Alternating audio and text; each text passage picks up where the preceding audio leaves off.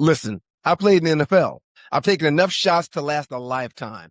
And let me tell you this, taking a shot just to lose weight, that's not a smart play. That's why I roll with Brain IQ, the all-natural weight chews, cut cravings, boost metabolism, and sharpen focus. No needles, no chemicals, no crash. Just results you can chew on. And Brain IQ is not just about weight chews. They've got a full lineup of all-natural products to keep your mind sharp, your body fueled, and your health on point. Skip the needles, choose natural. Order now. BrainIQHealth.com/REF/1 live stew. Brain IQ Chews. Smart, natural, built for results. Happy birthday to you. Happy birthday to you. Happy birthday to you. Happy birthday when you birthday to you. Happy birthday. Stewart Media and Entertainment presents the Two Live Stews Experience. We back, show. Two Live Stews Experience. Ryan Stewart, Doug Stewart, baby, we back. Yes, we are back.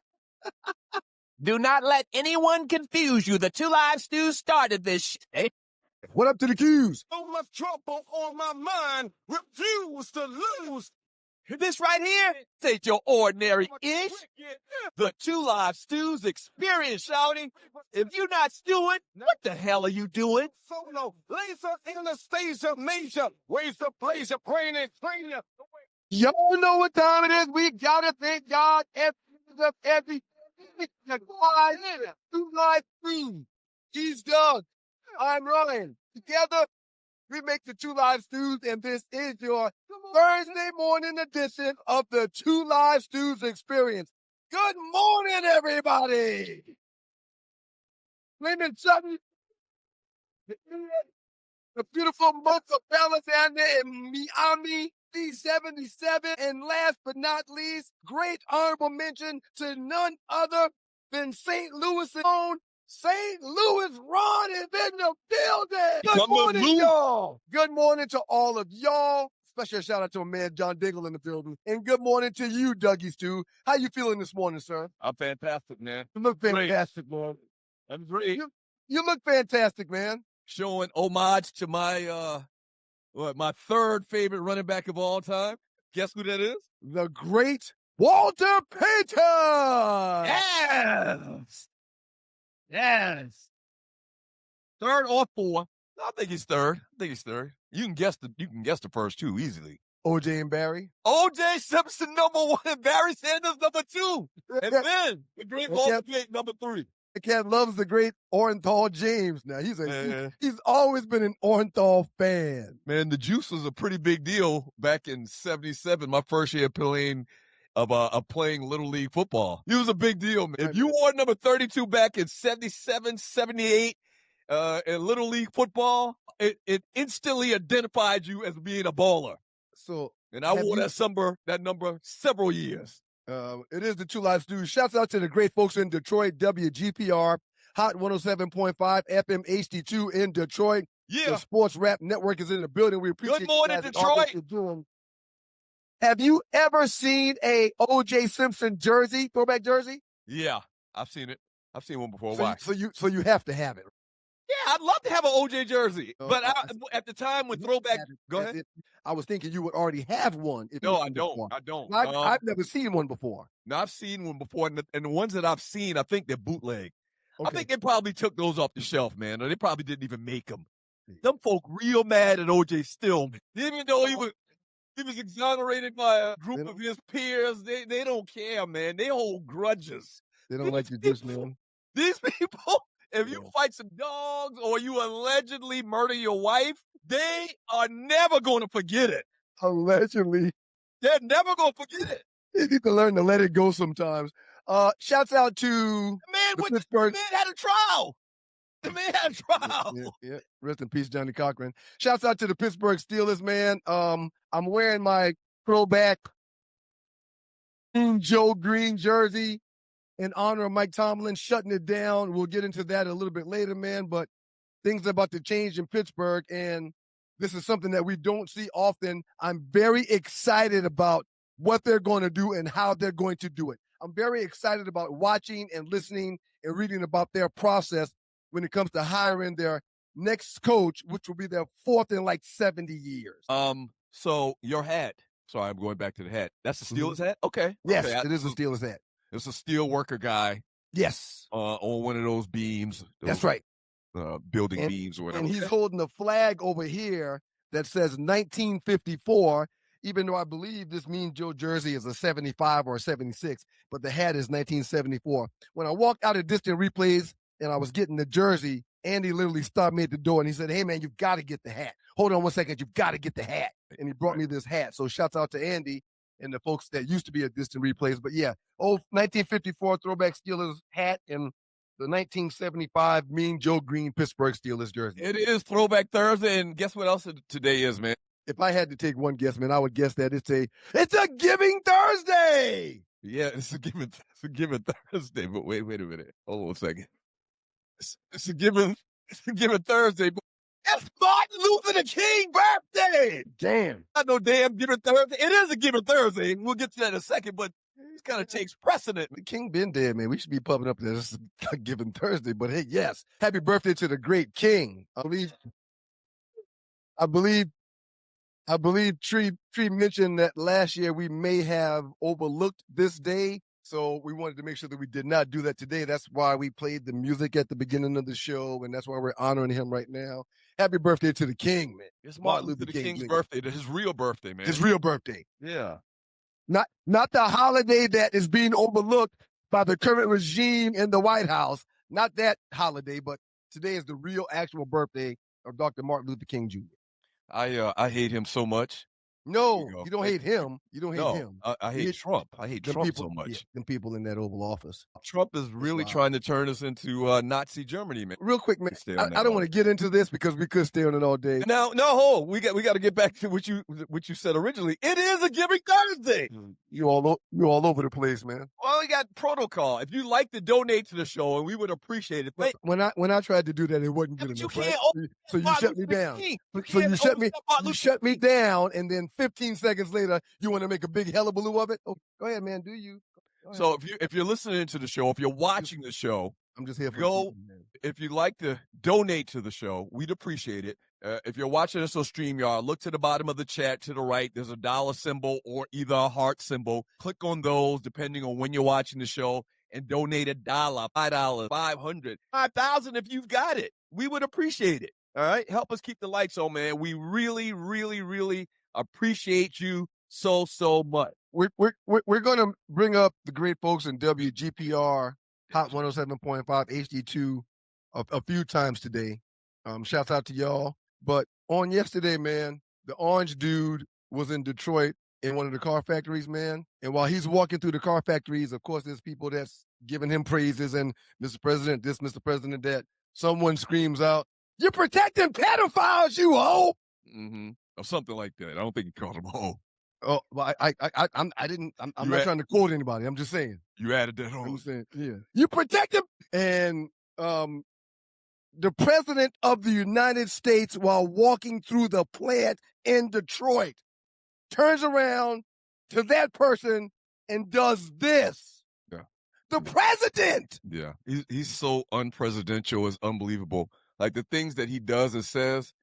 We would never guess in a million years that the president of the United States of America would do and say the things that this guy would act like this. It's so unbelievable. Every day he tops himself. So it's hard to focus and give the attention that like what he did with the middle finger, that's something that we would have talked about for a month. But now it's like an hour and we move to the next crazy thing. Not even an hour. He's made craziness the norm. It's normal. I expect crazy daily from this dude and his people. Daily. Yes, it is. And like you said, man, I read the story, I saw the picture, and I just flipped the page and kept on going. Yeah, just moved on. Yeah, I just read something this morning, or not this morning, yesterday, where, you know, the whole Project 2025 thing that they had laid out. Yeah. And really, I think Stephen Miller wrote it. But part of Project 2025 was to take over Greenland. Yeah. Like, everything in this Project 2025 is coming to fruition. For the Like, record, people man, don't believe it. Like, people. Go ahead. I didn't read the Project 25 stuff word Well, for most word. people didn't because it was like 900 pages. I skimmed the majority of it. And everything is true to scale. It's happening. Yeah. Just like they told us a year before dude got back in office. They're doing exactly what was in the document. Exactly. Everything. Yeah, man. Yeah. It's crazy. Once again, it's Yeah. very comparable to Nazi Germany. Those people over there didn't think, and it happened slow, like piece by piece. Everything, every step that he takes is closer and closer to dictatorship. And we can say that. That sounds like a strong word, but he's getting, with every action that he does with ICE and with shooting these boats in the Gulf of Mexico and killing people and going over and we're going to take Venezuela. Like everything he's doing is just piece by piece by piece more increasing his power. What if some of them people in the Gulf of Mexico was really just out there fishing, man? What? I'm sure a lot of them were. Yeah, man. Yes. Yes. If one person died that had nothing to do with drug running, it's wrong. It's murder. Well, even the people that were allegedly running drugs, it's still murder. It's still murder. You shouldn't do that.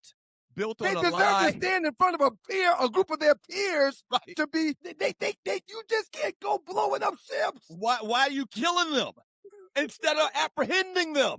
As easy as you killed them, which I'm sure a lot of them probably weren't drug runners, had nothing to do with drugs. Instead of killing them, why don't you apprehend them and take them to court? And he's probably going to order the martial law situation to pop up so people can't vote. And then that's when the dictatorship will really begin. This is but crazy, let's not man. get into all of that. Let's not get into all that. We, good morning, everybody. It's a Giving Thursday on the Two Lives Through the Experience. One last thing. Got to lay the story out. Right. Dwight Cummings, good morning. Stephen I Miller, did not have access to using my phone call-wise. I could text, I could get emails, but yesterday I was not able to receive or make phone calls with my phone. And let me tell you something. It was absolutely fantastic. I really enjoyed it. Not having a phone? Oh, it was great. It was great. Well, on the cruise, a lot of people do that on the cruise. I don't think we even have a reception on the cruise. I'm not sure. I don't remember. But I don't think the last cruise I was on, we had access to our phones. Okay. I can't remember. Yeah, it was about 2 to 3 years ago, but we had access to our phones. Tree, if you could put it back up that one thing, and I'm going to get to everything else we got going on the show, lay the show out for you in a second. Put back up Dwight Cummings. That's my folk right there, man. And there we go. Cummings Dwight. Stephen Miller's The Real Danger in History Repeats itself, or at least imitates itself. Absolutely. So you might not remember this name. You know this guy? Yes. Who is he? Stephen Miller. No, Dwight Cummings. I do not remember.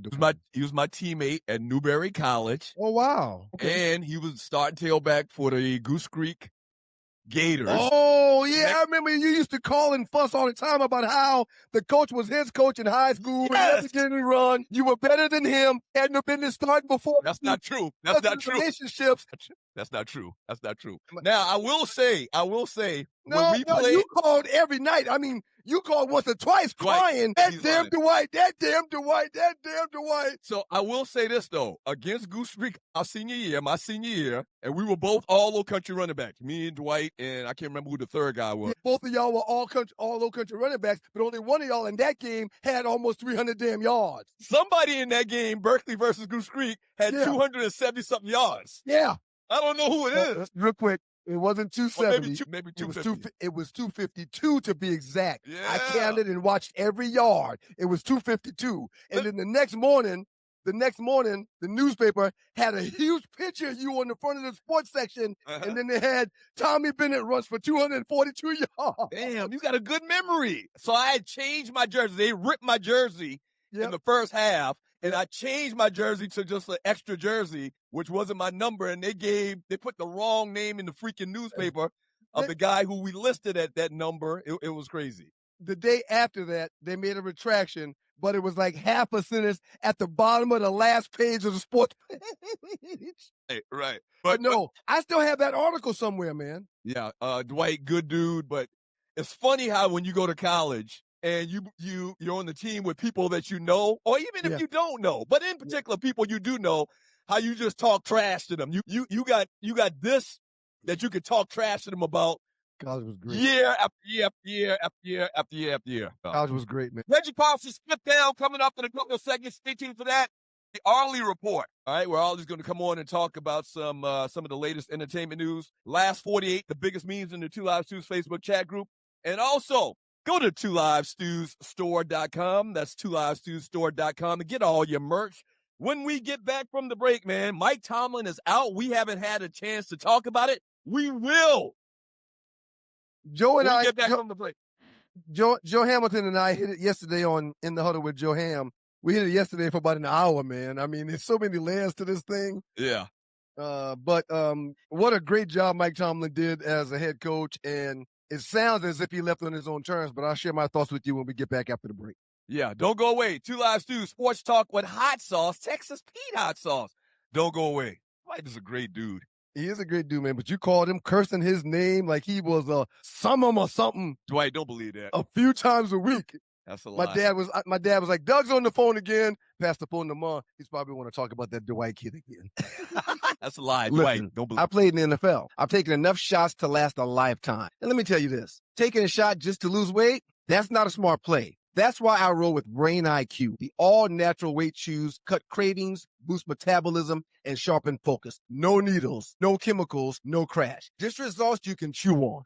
And Brain IQ is not just about weight chews. They've got a full lineup of all-natural products to keep your mind sharp, your body fueled, and your health on point. Skip the needles, choose natural. Order now. BrainIQHealth.com/REF/1LiveStew. Brain IQ Chews. Smart, natural, built for results. He got jaw open and I get low, so yeah. Welcome back to your boys, the Two Live Stews. Just thought wines put the makeup of those stews, and this is your Two Live Stews experience. Shouts out to the folks in Detroit, WGPR Hot 107.5 FM HD2 in Detroit. The Sports Rap Network is in the building. And congratulations and a shout out to the great Mary J. Blige, who just signed up to have a residency in Las Vegas that is going to be fire. Mm-hmm. We talked about her the other day. I think Arlie mentioned her in her report, her entertainment report. It was her birthday or something like that. And so today we rock with Mary J., the old school Mary J. Blige music. That's what they do today. I'm sure you've seen her perform live before, but I don't think I've seen Mary J. perform live. Okay. I mean, other than the videos and stuff I see on TV, I've never been to a Mary J. Blige concert. All up in the video. Sir, the Vegas residency with Mary and how Vegas does shows should be freaking epic. Mm-hmm. I didn't go see Usher. My wife went like 3 times. That's another whole story. We talk about it some other day. Hey, what? Nothing. I don't want to get into that now. You let your wife go to Vegas 3 times by herself? I don't want to get into that now. Stop it. But on the heels of her seeing Usher like 3 times, guess what? Daddy's going to see Mary. Wow. Her, you stay with these damn kids. I'm going to Vegas to hang out with Mary. I'm trying to think, and I said it the other day, and we got to get to this Tomlin story and give our thoughts. But I said it the other day, man. Mary J. Blige is the soundtrack to my college years. Like if I think of somebody who was real, maybe early on, you know who it was? It was Soul II Soul. When I first got on the yard in 1989, Soul II Soul had just hit Back to Life, Back to Reality. So I remember Soul II Soul a lot. But other than Soul II Soul, I remember Mary J. Blige for like my sophomore, junior, senior year, maybe junior and senior year. She was just fire in the early 90s, man. They've been doing it a long time. I just realized that. There's a handful of artists that have really provided us hits every summer for a decade plus, and Mary's one of them. Mary is one of them. No question about it. Mary's one of them. Mike Tomlin is gone, man. What's your thoughts, man? So Mike Tomlin is gone, man. 19 seasons with the Pittsburgh Steelers as their head coach. He's the 3rd coach that they've had since 1969. If you look at this illustration meme, this is this guy's record. This guy has never had a losing season. Now, what's more what's more remarkable? What's more incredible to you? And I heard y'all say this yesterday on the Joe Hamilton show. The fact that he's never had a losing season in 19 years, or the fact that the Pittsburgh Steelers, y'all said this, have never fired a coach Right? since 1969. Not all that they've part only ways. had 3 coaches. The fact that all 3 of the coaches that they've hired, only 3 since 1969, all 3 of them have stepped down. They haven't fired. They haven't had to call anybody in their office to say, bring your playbook. Beat it. Yeah. What's your And thoughts? the owner, the Rooney family, said that they were caught off guard when Tomlin came in and said he was stepping down. They said that, well, the reports say that ownership was looking forward to at least 1 more year because there's 2 more years on Tomlin's contract. Mm-hmm. He just re-upped a year before for a 3-year extension. So they were surprised that Tomlin came in and was like, hey, man, we've had a great one, but I'm shutting it down. Well, Now, I mean, what this means is if someone else wants his services, they'll have to come and talk to the Pittsburgh Steelers. They won't call Mike Tomlin first. They'll call Pittsburgh first, like, hey, what's it going to take for us to get Mike Tomlin from you because we know you have his rights for 2 more years. Right. However, everyone is saying that Tomlin will more than likely jump into the TV world for a little while, or he may just take some downtime to find himself. Mm-hmm. The research tells me that he's made over $40 million. And if I was Mike Tomlin, I would tell everybody to kiss where the sun don't shine. That is on my black behind. Mm-hmm. But we'll see what happens.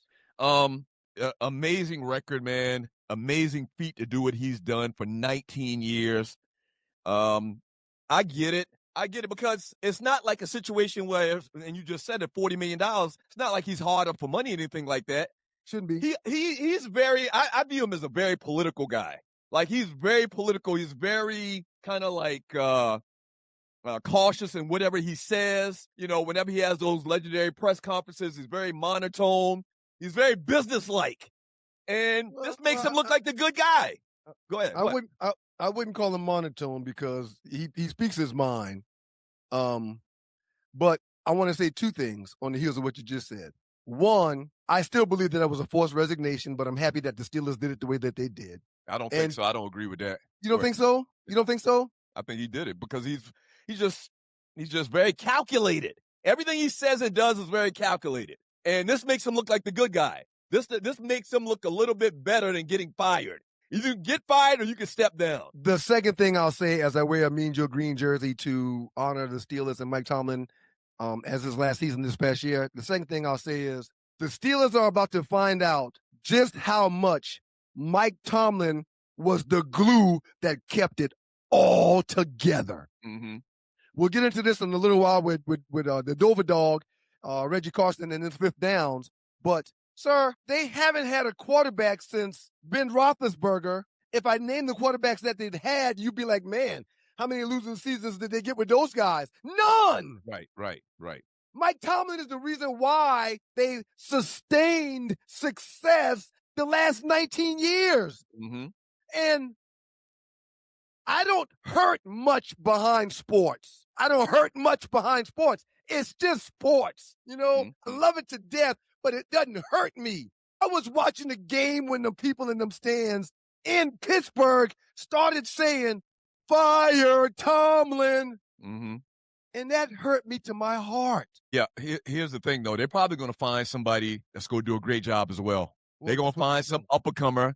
They're going to find a young guy in his mid-30s. I think they said 2 to 3 coaches were 34 years old when they got hired, 34 or 37. Young coach. No, I think they were 34, and then I think Chuck Noll was hired at age 37 or something like that. So they're going to find a young up-and-comer, somebody that's going to come in there and probably do the same job. All evidence says that they're going to find the right guy. Okay. They're going to find a guy that's going to come in and do very well at that job. Let me see this right here. Shouts out to June B77. Mike also did the draft. I disagree with that, June B77. What do you mean he did the draft? Selected the ingredients to cook in the kitchen with. I've never heard that before. Pick the players. I've never heard that before. I disagree wholeheartedly. I don't think any coach certainly. There's coaches that have their opportunity to say who they want.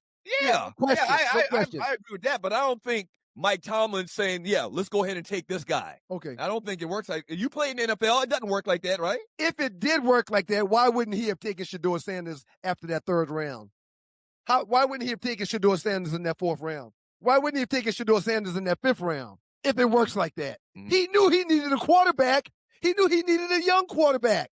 So that's why I argue with people. I don't know exactly how strong he was in the draft room when it came to picking the groceries that he was forced to cook with. But no matter what happened in that draft room, no matter what happened in that front office, he's the reason why the Pittsburgh Steelers held things together the way they did. And I believe he will be ultimately missed. So let's not get back into the whole conversation the other day about Matt Ryan. But in my mind, the head coach does, I don't know, 10% of the recruiting, of the scouting.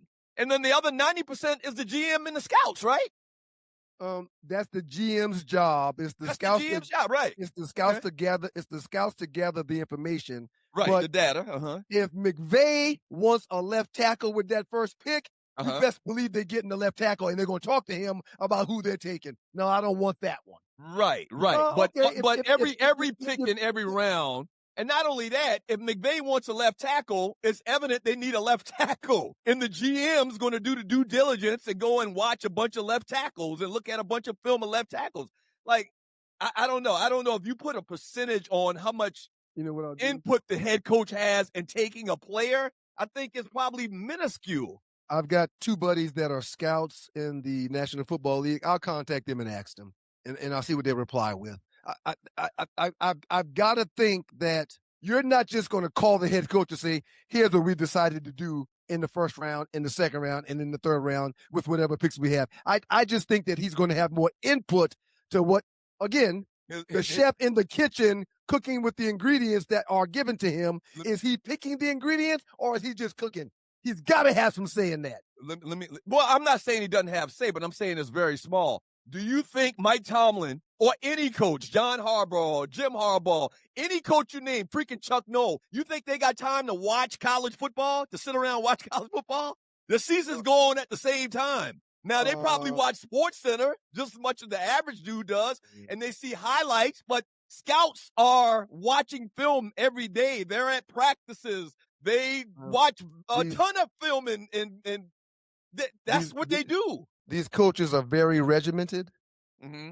And the first day of the first day that we met as a team every year, Bobby Ross went through the entire Detroit Lion handbook, word for word. Mm-hmm. Not just this section and that section, word for word. Okay. And after that, we would break and go get lunch, have a meeting, and we would come back, and Bobby Ross would go over the entire schedule from every day, from that day to the end of the season. I hope you're trying to say that he doesn't have time. Coaches don't have time to watch college football players in film. That's part of the regimen. Is what? Yeah. Sitting down and talking with the scouts, sitting down and reviewing film, looking at players, talking about who you want. Why, y'all got a game this Sunday coming up? Sir, there's 24 hours in a day, and during the season, the majority of head coaches are at the stadium 16 to 18 hours. Okay. They're working. That's part of the job. And he's talking about college guys. I'm going to hit the scouts that I know and ask them. But, sir, the head coach runs the entire franchise. Okay. Yeah, I'd love to hear your report on that. How much time does a head coach have in scouting players in college while their seasons are going on at the same time? Hey, man, Jim Harbaugh and Mike Tomlin are coming off of contracts where they made $18 million. You don't think they got no say in who they're allowed to call I didn't the plays? I didn't say they don't have any say. That's a double negative. But I'm not saying that. But in the grand scheme of things, they are watching college football players, man. I would think they're too busy doing other stuff like getting ready for the game they got coming up this Sunday. That could be factual, but we'll see. I'll contact my guys and find out. What I would say is 15%. They've got 15% input in who they're going to take in the draft because that's not what they do all day. Well, I wouldn't think. One of the reasons why the Cincinnati Bengals are the Cincinnati Bengals mm-hmm. is because I think they've got 4 scouts on their roster. Mm-hmm. The 4 scouts that they have, the Ravens, the Falcons, and the Lions have maybe 30. Mm-hmm. Okay? Mm-hmm. So again, they're not watching every player, no, but there's people that report to that coach that's watching every snap of every player that they have interest in. That's their job. Mm-hmm. Mm-hmm. Some of the guys, and we're going to get into this a little bit deeper a little bit later, but some of the guys that are out there as possible replacements, Brian Flores' name keeps coming up a lot. Robert Saleh, the former 49ers DC, or not former, he's still 49ers defensive coordinator. Clint Kubiak, offensive coordinator for the explosive Seattle Seahawks offense. Kevin Stefanski's name is being thrown out a lot. I don't understand that.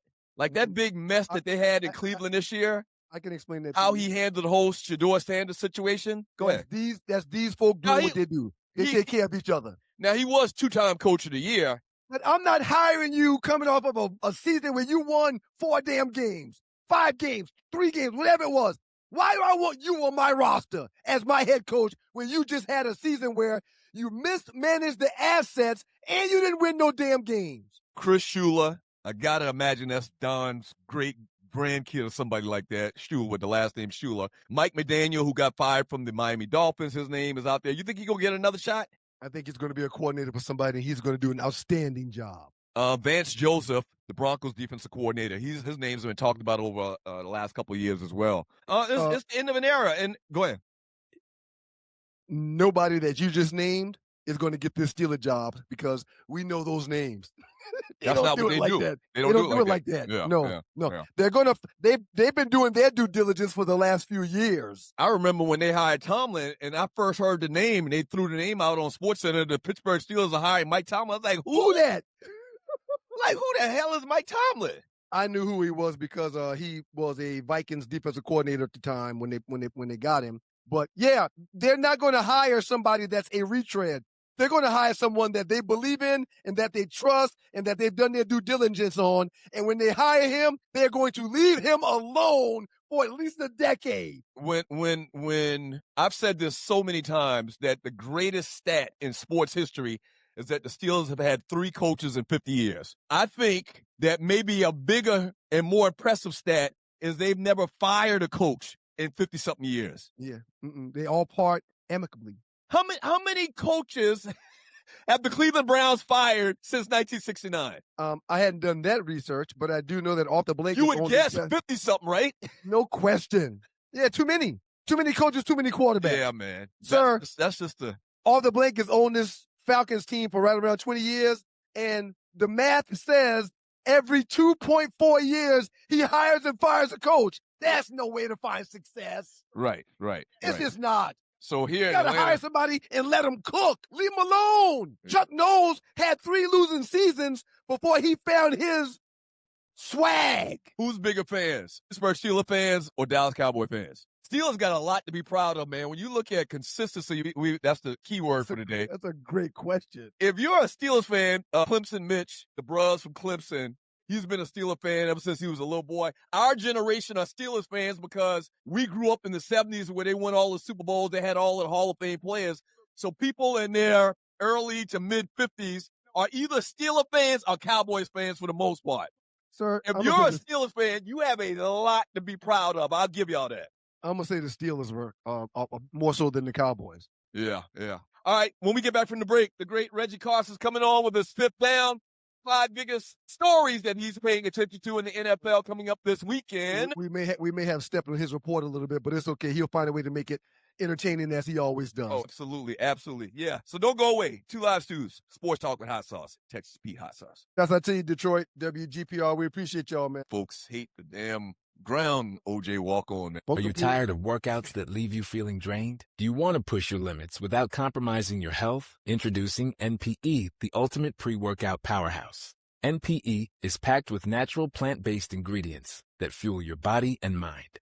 We're talking about sustained energy, enhanced focus, and accelerated recovery. All this while giving your immune system a powerful boost. But NPE doesn't stop there. It also stimulates circulation, enhancing blood flow throughout your body.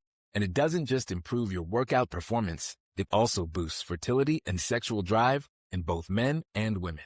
Whether you're a seasoned athlete or just starting your fitness journey, and PE is here to help you reach new heights. Don't settle for sluggish workouts. Unleash your inner athlete with NPE. That's natural performance energy.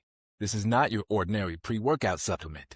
Our clients will tell you NPE also stands for natural power, peak performance. Every workout. Welcome back to your boys, the True Life Dudes. Just Toy Ryan, so the makeup of those shoes. And this is your True Life Dudes experience. Shouts out to the good folks at WGPR Hot 107.5 FM Radio APQ. The Dover Dog is in the building. What up, Reg? Let me tell you, bro. What's going on, Steve? What's going on, Steve? Hey, Ryan, you never step on anything, brother. This is all love. This is all yours, my good brother. No, bro. It's ours, bro, when it comes to this segment. And I'm really looking forward to your report, bro. But before we get into the report, bro, in your opinion, how outstanding has the football been the past couple of weeks in the National Football League and in college, bro? Just in your humble opinion. Hey, this is like the best time of the year. We had a Thursday, Friday, Saturday, Sunday, Monday. It's just been football. It doesn't get any better than this. Yeah. It's absolutely amazing. Doug, go ahead and introduce our guest, Doug. Like you always do. What team? Reggie Carson, Fox Sports contributor, been joining us every Thursday for the entire season, really, in the NFL, with his hot sports takes in the NFL, his hot NFL takes in general. Before we get to the things that you have listed in your fifth down, let's talk a little bit about your Eagles. But he's got that at number 4, so we can wait to get to that. He's got that at number 4. Hey, dog, I want to get to it. This is why I love the bros. The bros want to just I think the people watch he wants the a show. nanny boo-boo moment. No, hold on. I think the people that watch the show know that you're a devout Eagles fan. That's a fact. And that you're on social media repping your team, jerseys, hats, and all of that. We want to get your raw emotion about what happened with the Eagles this past weekend, man, in their playoff game. So let me tell you this. Let me. I'm changing your order. Let me put my fifth down as talking about my birds and what they did. And look, this is nothing that's new. This is nothing that's surprising anybody. I've talked about this. The offensive line did not do what it needed to do this year. And I think they had a little bit of playoff fatigue. Philadelphia's been playing extra games from the Super Bowl 3 years ago to last year. They had the early playoff wild card miss the other year. They've been playing extra games. That's extra load on top of a 17-game season on their offensive line. And it showed up. It just showed up. What are your thoughts about A.J. Brown? Well chronicled, dropped several passes in the last game. Very emotional every time the camera panned to him. Seems like he was mad. What do you think they're going to do? That's a big issue with that team. So, look, again, goes with that heart and that head. The heart says ship AJ out of there. Let's just start over again, trade him, and let's make it happen. The head says you can't do it. He's a $48 million cap hit. A $48 million dead cap hit is A.J. Brown if you trade him. So I don't see them doing that. The Philadelphia Eagles are very good when it comes down to managing the cap. And to take a hit like that on a player that still is an outstanding player, it just doesn't make any sense. Unless he is that much of a cancer in the locker room, and I'm not hearing anything that even says anything close to that. Fox Sports contributor Reggie Carson joins us on the Two Live Stews experience with his 5 downs, his 5th down. Bro, I know I rearranged your order a little bit. Give us your 4th thing that you're really paying attention to this weekend. So the 4th thing, you guys were already talking about that, and that's that CEO position up in Western Pennsylvania. The Steelers are going after their 4th head coach in franchise history, which is unheard of to have 4 coaches and you're going into having 4 coaches in your entire NFL existence. It's that time. Now I will say this: the Pittsburgh culture in Western Pennsylvania is a little bit different than it is all across the National Football League landscape. Them going and hiring a Tomlin, them going and hiring a Noel, them go and going after a Cowher or a Pick or a coach that nobody's really heard of in the past it fits into that culture of that landscape. Mhm. I do believe that they're going to do that again. Like you said, they've been doing their due diligence. Pittsburgh is not the best situation if you're looking at, where do you want to go to coach right now? The quarterback, right? Yeah. Because they don't have a quarterback in play. And it's been a destination that Tomlin has done what he's done and coaching them up and getting them, a little bit above the mean, a little bit above where the average is. So they don't have that top pick to go get that franchise quarterback. They've been in a little bit of situations with that. However, they're still the Pittsburgh Steelers. And I Mhm. expect them to go and get, dare we say, somebody like a Marcus Freeman, a young coach who has that pedigree that can definitely come in and get them to Lombardi land. Yeah, I don't know what's going on with Ryan, but let's go to your number 3 story, bro. Talk to us a little bit about your number 3 story. So number 3 is the Buffalo Bills. The Buffalo Bills are getting ready to play a playoff game, and they got 3 wide receivers on the roster. Wow. This is crazy. Like, I was looking at the waiver wire yesterday to see if they picked up somebody. They got 3 wide receivers, and one of their wide receivers, I hate to say it, is Keon Coleman. Because I was one of the biggest Keon Coleman fans when he came out of Florida State. out of Michigan State and out of Florida State. I was watching this kid when he fought against Michigan when he was with Michigan State, and he was absolutely lights out. I hate to see that he's going through some type of head case situation right now, but Buffalo definitely's got to lean on their running game and, of course, Josh and his cape. Can Josh do what Josh does? But to go into a game, Doug, with 3 wide receivers in the playoffs in the divisional round, that's a tall order. That's unbelievable. I'm on the record though, bro. I feel like that the Bills somehow going to find a way. This is the year out of all the years that Josh Allen has these opportunities and made it to the playoffs. He's got more playoff wins than Lamar Jackson. It just seems like this year right now, everything is lining up outside of the fact that they do have injury issues with the offense. You're exactly right. Look, man, they got 17 back there, the former MVP. He's still current MVP right now. The guy is a stud. When the guy takes off, man, what's Josh running? Probably like a 4.44, 4.45, 4.6, Mm-hmm. somewhere in that range. And at his size, he's a haul, man, to bring down. That's a whole nother component of the Bills, which is Josh taking off and running when everything just breaks down. Like you, I'm not betting against the Buffalo Bills with my heart, but my head says differently because they're going to Denver. But we're going to see. We'll see. Talking to Reggie Carson right now with the Two Live Stews experience. What's going on, man? You all right?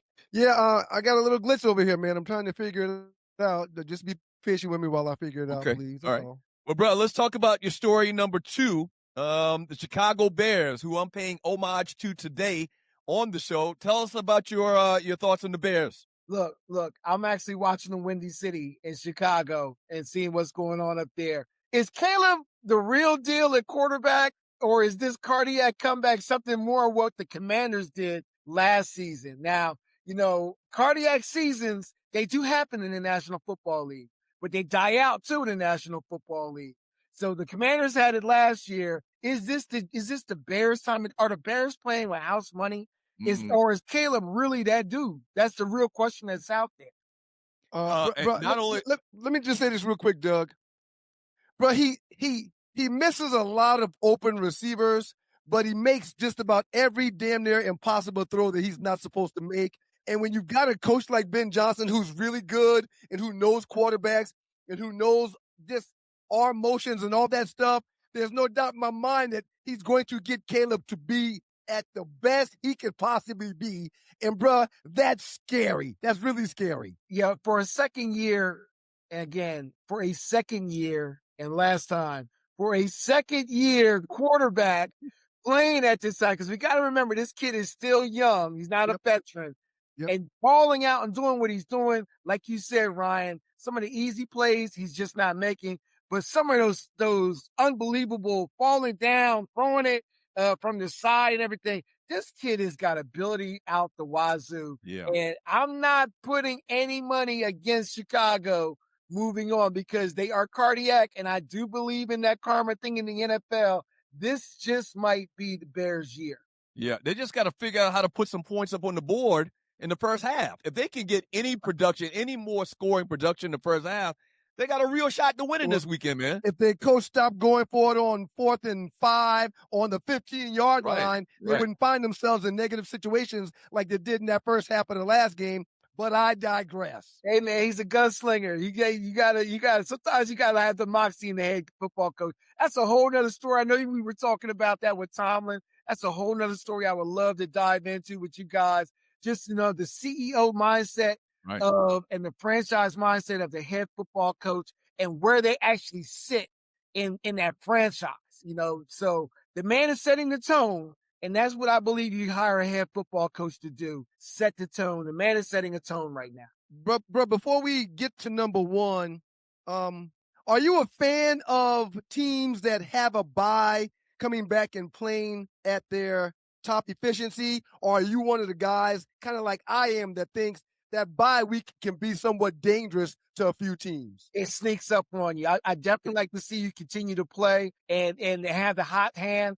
There's something about going into a game where you already won a game and you went through the playoff test and the playoff battle, especially if you went on the road. And we had teams that went on the road. So now going in and jumping on the road, you have a better opportunity. That being said, it's going to be a little bit dicey and a little bit of a football games coming up this weekend. All right, number one this weekend, bro. Upsets. You're talking about upsets. Upsets. Which one of the number one? This is one I wanted to throw out to you guys. Which one of the number one teams do you see actually having a chance to not get past their home game season coming up? So you got Denver, who's taking on Buffalo. Doug, you had mentioned some things about Buffalo. You're not betting against them, and you got Seattle going in and taking on the Niners. The Niners actually going in to Seattle and taking on the Seahawks. Personally, I think both home teams, I had them winning. I talked about both these number one seeds. I just think it's very difficult to play in both these areas. I definitely think it's difficult to play in Denver with the altitude. So my take is I think that Denver is the team that's going to win. I don't know if they're going to win by a lot versus Buffalo, because Buffalo is definitely banged up. Ryan, you weren't on here. We talked about the fact that they only had 3 wide receivers on their roster, which was crazy as hell. And I believe that Seattle is going to win, even though the Niners are the Niners and bang, bang 49ers. They're just banged up and hurt. They don't have Kittle. Trent is still hobbling around out there. There's some talk that their linebackers might be coming back. I don't know. But I want to throw it out there because generally speaking, one of these number one seeds has a good chance of going down this weekend. Yeah. So the Bills, and I've been talking about the Bills all morning long, how I think everything is lining up for them. The problem is they got to go into Denver. They got to go into Mile High. Do they still play in Mile High? Yes, and that's one of the best defenses in the league. That altitude. Yeah, yeah. That's so they're still going to Mile High. Out of all the other games, 49ers, Seahawks, Texans, Patriots, the Rams on the road, even though they're the favorite, the Rams on the road in Chicago in that cold weather, anything can happen. That defense gets cooking, man. I can see Chicago winning at home this weekend against the Rams. Okay. Before we let Reg go, read that, Doug, before we let Reg go. Ooh, I didn't even realize that. And stats are just stats. You can't read too much into them. There's usually some validity to all of them. 1-19, that's not good. And again, y'all mentioned it while I was out, Buffalo and the 49ers, both teams dealing with serious injuries, facing two teams that are really in sync and playing good football, facing two good defenses. I think this is where Buffalo and the 49ers could go down this weekend. Good stuff.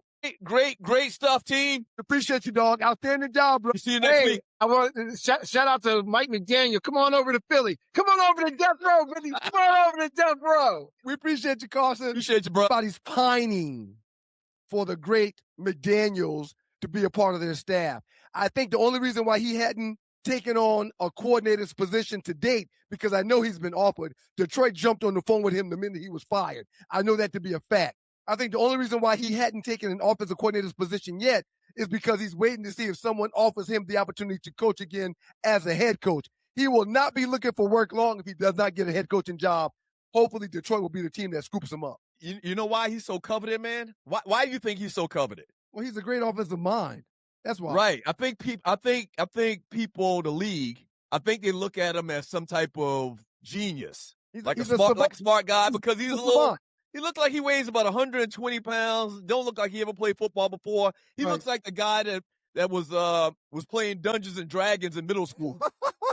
Speaking of which, that's a big theme of Stranger Things. I don't know if you've seen Stranger Things. I watched my first episode last night, the first one, and I enjoyed it. I fell asleep on it a couple of times, woke up and rewound it. So I'm going to get into that, but it looks like something I'm going to like.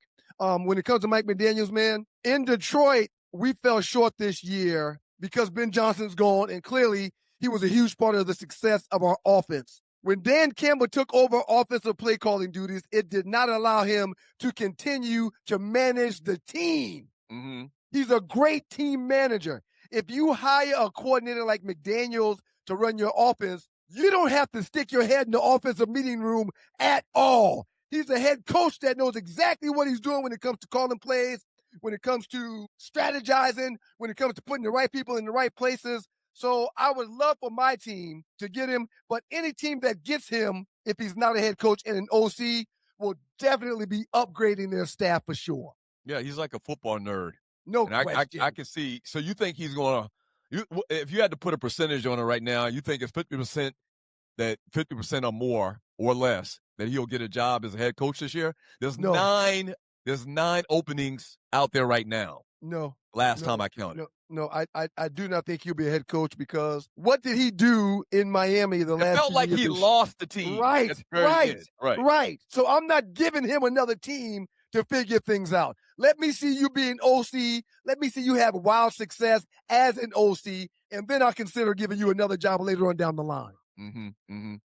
All right. When we get back from the break, the Arleywood Report with Arlie Michelle, our cruise director as well. I'm sure she's going to give us an update on the Two Live Stews cruise, with the Stews while we watch the Super Bowl. Arlie looking like she just got out the chair from getting her hair done. Them curls is curling this morning. I see you, Arleywood. Yeah, so Arlie's coming up next to give us some entertainment news, talk about the cruise and all of that. Don't go anywhere. We got 30 seconds or so. Can I ask you a question? Yes, sir. Give me the top 3 jobs that's available right now, in your opinion. 3 to 1. 3 to 1. Atlanta, Pittsburgh. Pittsburgh, okay. Atlanta, Pittsburgh, and Baltimore. Man, Pittsburgh's defense is struggling, and they ain't got no. But it's Pittsburgh. You get a job, and you think a coordinator wouldn't want Pittsburgh's job over any other job? That's a very right. When you get that job, you got a job for 2 decades. And Baltimore, we forget sometimes that Baltimore is an expansion team. Really, they've been one of the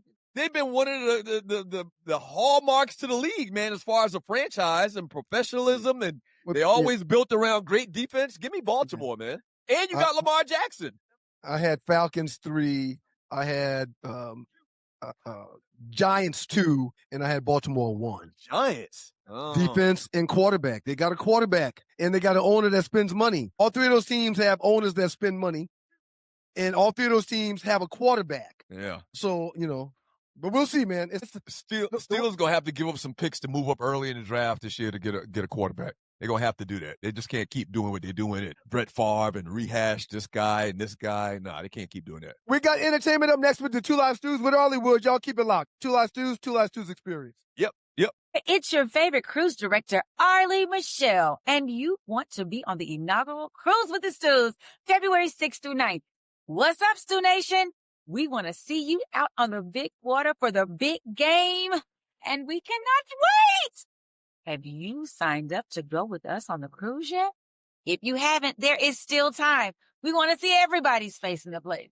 We're going to be celebrating from Miami to Nassau, Bahamas, and back. You want to be in the place. Can't wait to see ya. Yay! We're so excited. We're going to cruise together. Cruising with you, cruising with you, cruising with you. Welcome back to the Two Live Stews and your Two Live Stews experience. We're happy to be joined by the great Arleywood is in the building. Good morning. Good morning, Stew. Good morning.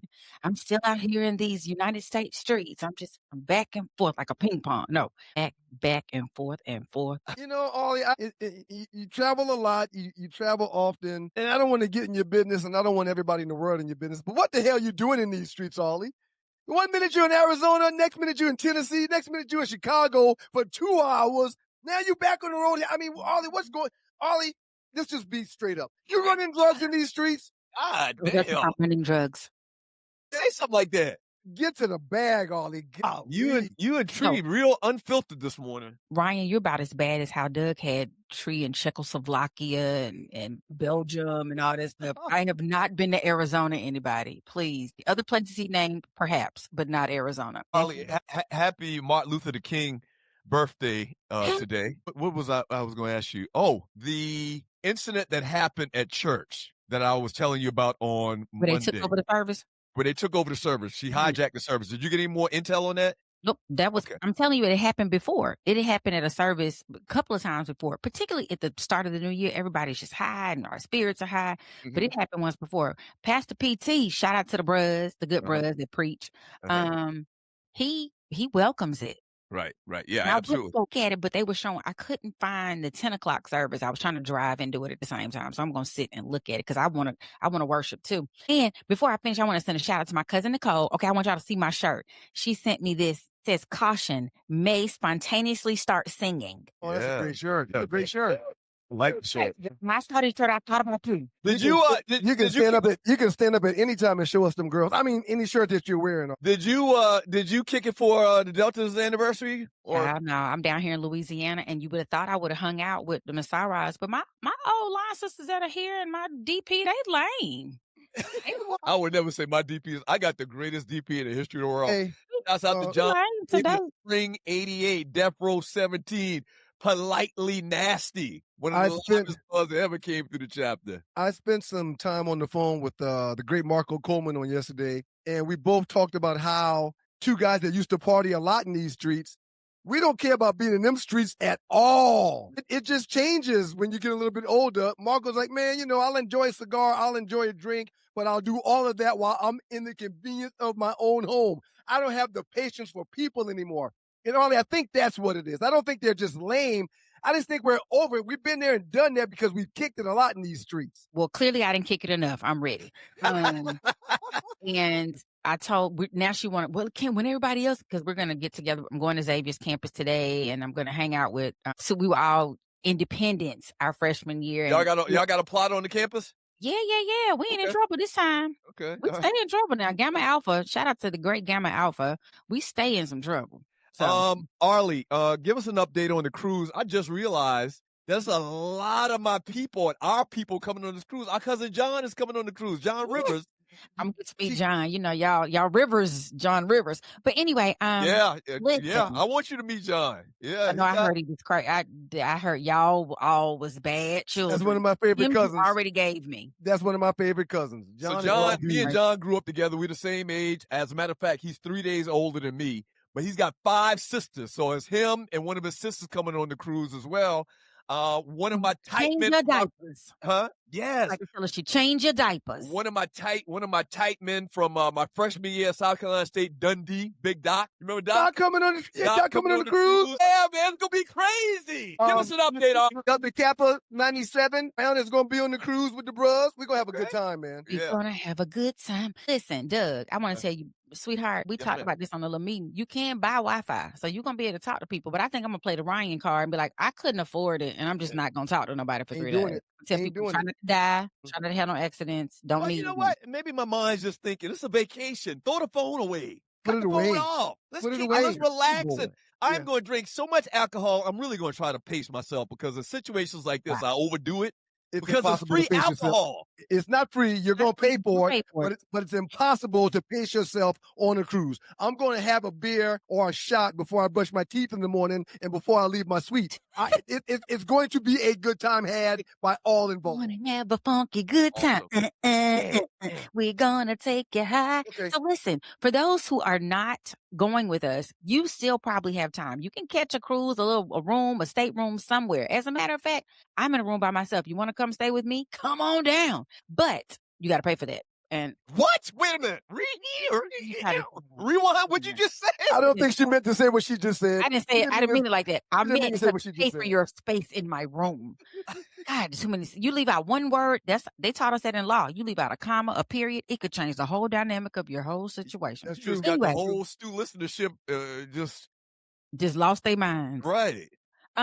So for those who don't know, are new to the show, or you haven't been listening for the last 7-8 months, the two live stews, these fantastic gentlemen, are taking us on a cruise. It'll be our inaugural, it's the two live stews inaugural cruise. And this year we're going to the great Nassau, Bahamas. We will sail from Friday, February 6th from the beautiful Miami, Florida, really Fort Lauderdale, area, and then we will take the Royal Caribbean Wonder of the Seas to the Perfect Day at Coco Cay on Saturday. On Sunday, Nassau, Bahamas, where we will enjoy the city, and then we will come back and we will join one another. So bring your favorite gear from whatever team you're cheering for or not cheering for. We're going to watch the game. We're going to talk some trash. We're going to have some fun.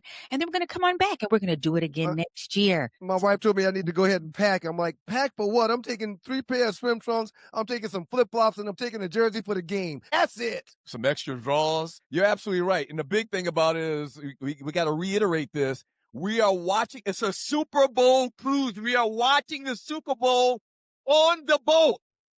It's going to be crazy. First one ever. All right. Watching the Super Bowl on the boats. Yeah. I just want to know I had to think about who's left so I can cheer for the right somebody. I don't know. I don't think I have a dog in the fight still. I guess I got the black quarterback in Houston. I gotta look at my list. So he played like doo-doo. He had the worst game I've ever seen a quarterback have in the history of quarterbacks playing games. I don't even want to talk about CJ Stroud, even though I won my money with him. I don't even want to talk about him. All right, let's get to that report. What you got? Anyway, so yeah. First up, you know how we do. We have birthdays out there for all the students. Happy birthday to you. Happy birthday to you. Happy birthday. Thank you. They are far too kind. Doug, I'm going to get you this shirt spontaneously start singing. You need a shirt too. I need that shirt. So I want to say the beautiful and talented and gifted Regina King. I love me some Regina King. Me too. 5 today, double nickels. Shout out. Happy birthday, Regina. I like her a lot. I loved her in that show when they were like rotating parts. She played a Muslim woman in the first season, and she played like this rich woman in the next season with kids who were having some. I can't think of American something. It was a great show. And my line sister actually was her. You know how they hire somebody to tell you how you're supposed to do stuff? She was that person. So that was so cool. She got to meet and so her two roles probably that we remember from first, the little daughter on 227, right? Yeah.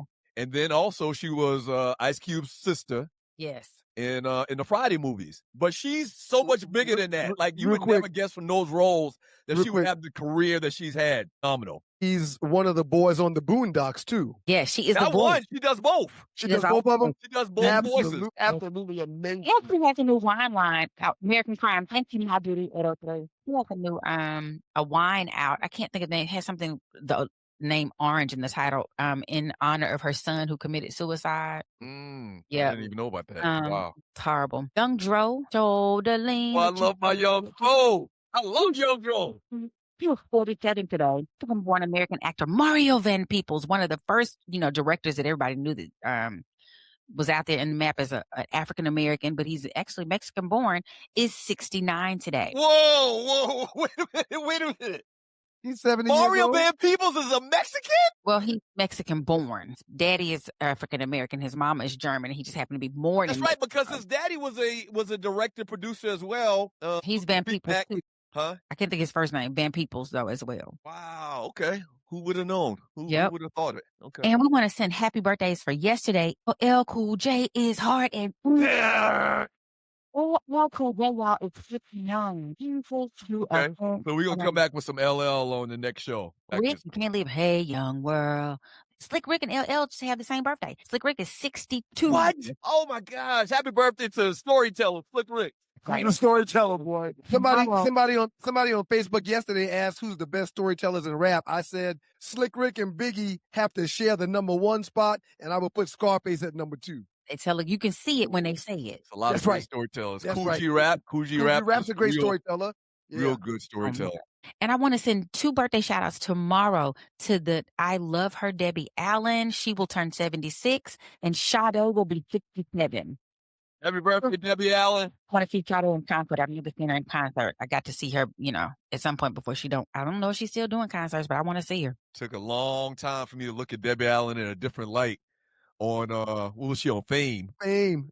Her first character as the dope head on Good Times, JJ's girlfriend, the dope head, went to the bathroom with the little rubber band. I was like, oh, no. I love Debbie Allen. I want my life to be like Debbie. She has a school in Dallas where is an performing arts school. I want Debbie Allen's life. Was that not traumatic when she did that in the episode of Good Times? It hurt my heart. It hurt my heart. Like, what's going on? She pulled out the damn needle and the rubber band. I was like, oh, what is this? And her cute little dress too while she was doing it. I was like, cute. Right. It was messing with a crackhead. Didn't even know it. Yes. And Teal Dog, you are absolutely right. Those are 2 of the most beautiful and talented sisters in the just dynamic. She and her sister Felicia. It's not Felicia, it's Felicia. Absolutely. Okay, we're going to try to get a story or 2 in here. Listen, I didn't even know this had happened until the settlement happened. L.A. Reid, you all know him as the part of the duo of L.A. and Babyface for LaFace Records. L.A. Reid reached a settlement yesterday or day before with his accuser. So let's go back. Back in 2021, this young lady, her last name is Dixon. We are unrelated to the people. Drew Dixon is her name. Used that statute that in 2023 under New York's Adult Survivors Act, which allowed claims otherwise barred to be brought forward. You had a year. So whenever it happened, you could come in and say, okay, I was sexually assaulted in some way. She filed a lawsuit saying that Reid had, and I didn't know this term. I had to look it up. When I say it, nobody needs to laugh. He had digitally assaulted her. What the hell does that mean? Right. That's what I want to know. So digitally means you use like a digit, your finger, your toes, or something like that in your assault of the person. That he said like some penis pics or something? No, she said you use your foot or your fingers. Refers to digits of your hands, of your extremities. Or toes. Okay. All right.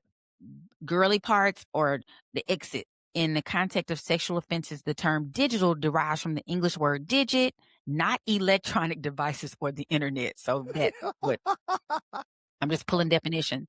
They did not say what the amount was, but she's hopeful. Right. I know. I'm still trying to figure this out. What are you saying? He fingered her to death? What? Or, well, no, not necessarily. He could have told her to death. It doesn't have to be a finger. It could be told her. He could have thumbed her to death, but it was something to do with them extremities. I shouldn't make fun of this because it sounds like it's we're not laughing at the situation. situation. Yeah, we're not laughing at the situation. She says that he so y'all know L.A. Reid shaped some big careers, but he said he derailed. She was a music executive. He groped, kissed, and digitally penetrated her without consent on 2 occasions. When she went to speak against it, he got her blackballed out of the place, and she has been fighting ever since. They did settle the lawsuit on the day that they were about to pick the juries. It's time to go to jury. And they were like, hold up. Let's just put this. So it didn't really make or have a lot of, it didn't make a lot of noise. You know what I mean? Yeah. She took him to court. Well, you're not supposed to touch me if I don't want you to. That's true. Period. Yeah. You know, so. No means no. I guess in his mind, he probably thought if I'm not doing it, with my sexual organ, I can't get in trouble. Right. But you can get in trouble for any of that. Wow. Now you know. I mean, if you do something to me, that's like, even if you grope me, like grab my butt and you're not supposed to, I can get you for harassment. Ollie, my 8th and 9th grade girlfriend can't come back and get me, can she? Because I was digitally her down, if I said that correct, if that's right.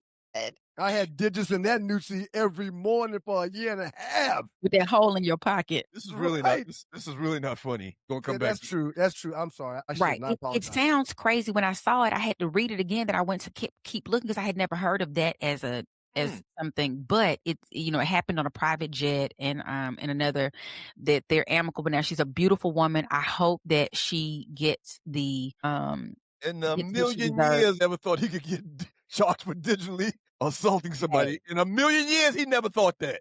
They were, hey, now y'all know. Wow. I come to inform you. Thank you, Arlie. Listening to the Ollie's report. Man, I had to tow me a hole last night. You feel me? God. Anyway, go ahead, Ollie. I'm sorry. I'm sorry. I'm not laughing because she was assaulted. Let's be clear. She was assaulted. Right. He We did shouldn't laugh. not It's admit not any funny. guilt, but he did pay her. The amount not known. They did dismiss the case. They settled. If this thumb ain't working, my big toe is a whole lot different. You wanna never mind. Go ahead, Ollie. I'm sorry. Hey. So we're, but it's interesting how that story never really made a lot of noise considering, what was at stake. The next up, I want to talk about this, and I remember this, and my time is almost up. I got 1 minute. Jameis Winston admitted that during the 2019 season, he was on the New Heights podcast with the Kelsey brothers, and just said, he straight up did not have sex. He got another house. He moved out from his then fiance, and he had a child with her. So they had already been knocking boots, but he did not knock boots for an entire year so that he could focus on ball, on being the best that he could be. Being the best he could be. I recommend that to every mentor that is a senior in high school and or college. Go into your final year abstinent. Don't do nothing. Save all your energy for ball if you want to give yourself the best opportunity. Easier said than done, sir. Much easier said than done.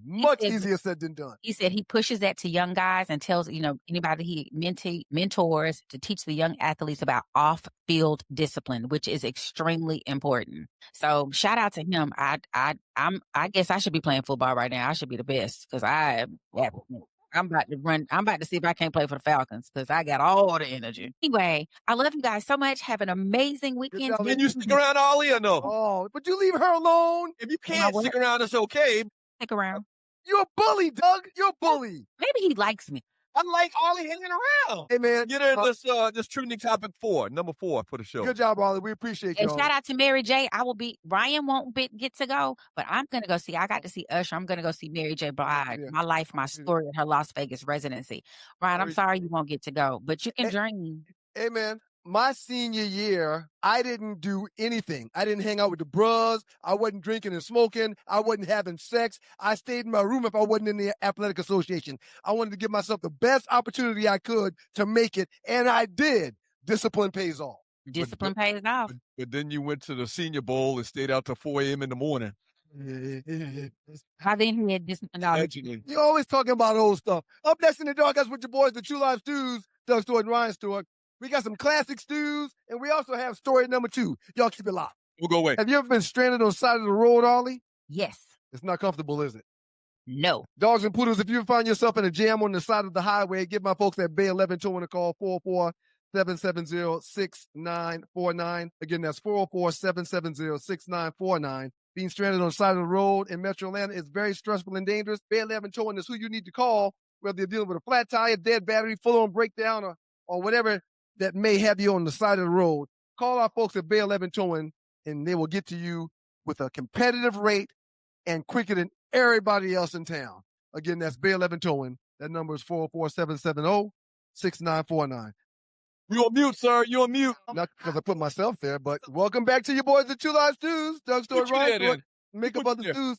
I didn't touch it, sir. I don't know. It's okay. It's okay, though. We're moving on. It's all right. I think that's a feature of the platform, man. Two Live Stews experience. We appreciate y'all for being here. Welcome back. Yeah, man, it blows my mind how I showed the discipline of a true soldier my senior year while at school. Even left school after the season and went to Denver to train. Had the best combine of any safety that's ever been there probably. Got drafted in the 3rd round and got to Detroit and lost my mind. Just happy to be there. Showed discipline like that for a year and a half. Why'd you lose your mind, man? I wanted to celebrate making it. I wanted to celebrate being there. It's the dumbest thing ever. No, you go ahead. It's the dumbest thing ever. Tell the other part of the story. When you were at the Senior Bowl, you said Brian Dawkins was your roommate? Brian Dawkins was my roommate at the Senior Bowl, and this dude was walking around with incense and sitting down. He's walking around, naked or something like that. No. Walking around with incense and walking around throwing holy water around his bed before he went to sleep. Sitting there. That's what you call focus. All right. No question. The Hall of Famer, Brian Dawkins. Is he already in the Hall or is he going to be in? He's already in the Hall. So, Yeah, man. did He on you the floor sitting there in Indian, well, Native American style. And I'm yeah, like, hey, gotta dog, be man, careful. we going down to this bar in the corner or so to have a couple of beers, man. You want to come join us? And he would look up like this. Are you kidding me? I'm here on the interview. Yeah, Are yeah, you but he got it serious? done. Oh, So yeah. if you're new to the show, what Ryan's referred to and I brought up is at the Senior Bowl, Ryan and the great Brian Dawkins from the Philadelphia Eagles, same Yep. position, obviously Yep. safety, shared a room together at the Senior Bowl. Brian Dawkins was all business, and my brother was all book. Very disciplined, man. And I walked Brian Dawkins. I walked into a bar one night down there in Mobile, Alabama. Right? Why are we kicking it in Mobile, Alabama? Anyway, I walk into a bar. Okay, It don't make any sense. It don't make any sense. It don't make any sense. You went to school in Atlanta for 4 years, Right. had all 5 of years. this discipline. What the hell were you going to do in Mobile, Alabama that you hadn't done 1,000 times in Atlanta? There's 3 or 4 scouts in the bar when we walk in there, and one of them, the giant scout, walks up to me and goes, "Hey, man, I really don't think you should be here. Waitress, get this man a beer." "All right, coach, I'll see you in the morning." As a matter of fact, get his whole crew a beer. It's on me. Ridiculous. Okay, man. okay. Just ridiculous. Okay, I know we laughing about it right now, and it's it's 30 years ago. You probably dropped around because of that. Or two. Yeah, I had the best workout of any safety in that damn combine, man. My time at Georgia Tech, but for my pro day was 4.43, 4.47, sir, at 208 pounds, twisted steel. You ran a what? A 4 what? A 4.7, 208 pounds. Bench at the combine, bench 225, 27 times, more than the offensive linemen and the linebackers. He was always strong. He was always strong, man. Yeah. I just and no rail. I wasn't chasing no holes down there. That's not what I was doing. I was just enjoying myself. Why though? And I don't remember you calling and consult with me. A lot of those types of things you would call and consult me and just not consult me, but get my opinion about it. I would have said, man, you on that freaking interview. What are you talking about? You going out tonight? I don't want to talk about it anymore. Let's move on. Let's talk a little bit about the Lamar Jackson situation, what's going on in Baltimore. So John Harbaugh is out. Lamar Jackson signed a 5-year, $260 million contract extension in April of 2023. All right, so making him the highest player in the NFL, obviously. The deal included $185 million in total guaranteed money with $135 million fully guaranteed. The Ravens right now are in the mode where they have to re-sign this guy because he's the most electric player in football, or none. Not only they got to that, get a new coach, and they got to re-sign Lamar, who sells more tickets by himself than any other player in the game. Not only that, his cap hit's going to be like $74 million. They got to get that down. He's guaranteed to get that 185 that he signed for. People what you're saying that don't understand that. There's a number that every contract puts on the cap for every NFL team. Lamar's cap number will be $74 million, and that's just too much money for one player to eat out of your cap. Mm-hmm. So they got to redo his deal to lower that cap number, but by doing that, they're going to have to pay him more money guaranteed. So it's good for him, or they can just cut him. So did what we see out of Lamar this year, and you're watching the 2 ICUs experience. Thank you for joining your boys. We really appreciate it. Did what we see this year, is it the beginning of him breaking down? Meaning he's not going to be the same quarterback. You know, when these dual threat quarterbacks get older, it seems like they run less and they start to throw more. Or do you think that he's still got some? It was just he had injuries this year, but he'll be fine next year. He'll be the old Lamar next year. The old Lamar in 2 years, 3 years. He's still a very young player. He hadn't even been in this league 10 years yet. I believe this is year 6 or year 7. But as you get older, your body is not going to get better. Okay? Mm-hmm. As you get older, you're going to find yourself starting to have little nicks and tweaks here and there, little pulls here and there. Fatigue is going to happen more often. Your speed is not going to be as speedy as it used to be. So, no, I'm not going to put on Lamar that he'll be dealing with these injuries the rest of his career. However, he's getting older. I find it very difficult to think and or believe that he's going to get better as a player later in his years. So they got a decision to make, the same names that we talked about earlier for the Steelers job. The same names they're throwing around. Kevin Stefanski, Anthony Weaver, Dolphins defensive coordinator, well regarded. Changing of the guard. It's very interesting that Harbaugh in Baltimore for 18 years, and what's his name, Tomlin, there in Pittsburgh for 19 years. Very interesting that they both are out in the same year. Steve Biscotti 2 days ago at a press conference was asked, how much say will Lamar have in the next coach? And he goes, we're definitely going to talk with him, but he has no power. I mean, that's obvious. Next question from the reporter replies, have you talked to him about it already? He said, yes, I live in Florida. Lamar's in Florida. I told Lamar, if I'm taking my ass up to Baltimore to sit and talk with these coaches, you need to bring your ass up to Baltimore and sit and talk with these coaches. So what I get from that is they're going to listen to his input and his thoughts with their next hire, but he is not, under no circumstances at all, making the decision who these people hire. I almost feel like you shouldn't change anything with the offense. But the whole offense is going to change if you're bringing in a new head coach that wants to bring in his offensive coordinator. I don't know if they're going to get rid of the offensive coordinator, but if you're bringing in a new coach, that's part of the problem, and that's why Baltimore and Pittsburgh have been so consistent, because they've kept leadership at the top the same. Is Todd Monken still the offensive coordinator in Baltimore? Yes, but he gets questioned a lot. People are wondering if he's going to be there when this season starts. When you say question, you mean like he's not doing a good job? It's well known that Lamar is not a fan of Monken. From a personality standpoint or schematic? From a schematical standpoint. He should have won the MVP last year. Was it last year or 2 years ago? It was last year. Josh Allen won it last year. He should have won the MVP last year. His numbers last year were better in a lot of different areas than his 2 years that he did win the MVP. Man, let people tell it.